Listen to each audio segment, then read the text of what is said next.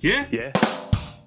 So, yeah, I played through the whole of the DLC. I'd been meaning to play it, as I'm sure many people had, after it came out. But then when I heard that it was going to be bundled into this, I thought I'd hold fire.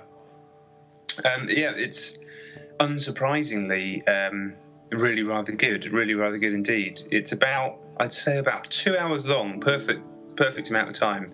I don't want to spoil too much of what happens in it because, you know, it's the gameplay is what, if you played The Last of Us, you know how it plays. But so the main reason to get through it is the story. But I will just say it kind of cuts back and forth between two timelines. You're playing as Ellie the whole time.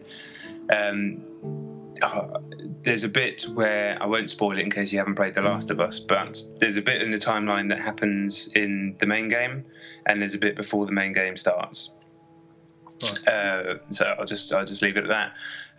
The bit that is taken out of the time that would be in the main game is kind of action orientated.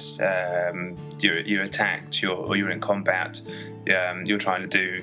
It's more Last of Us the game. And the other time before that, you're hanging out with this friend that you had before everything happened, a girl called Riley, the two 14-year-old girls, and you just kind of, it's not really combat focused, it's more narrative focused.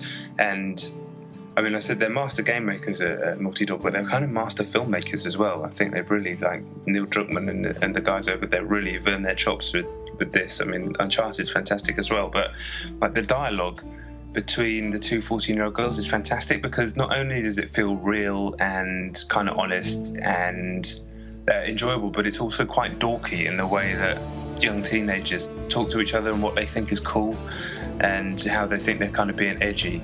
And it just really nails it, because some of the stuff they say is a little bit cringeworthy, but it works perfectly well because they think they're cool and being rebellious or whatever. But when it chooses to kind of hit things home, it resonates just as well as anything in the main game, and then the whole thing's wrapped up.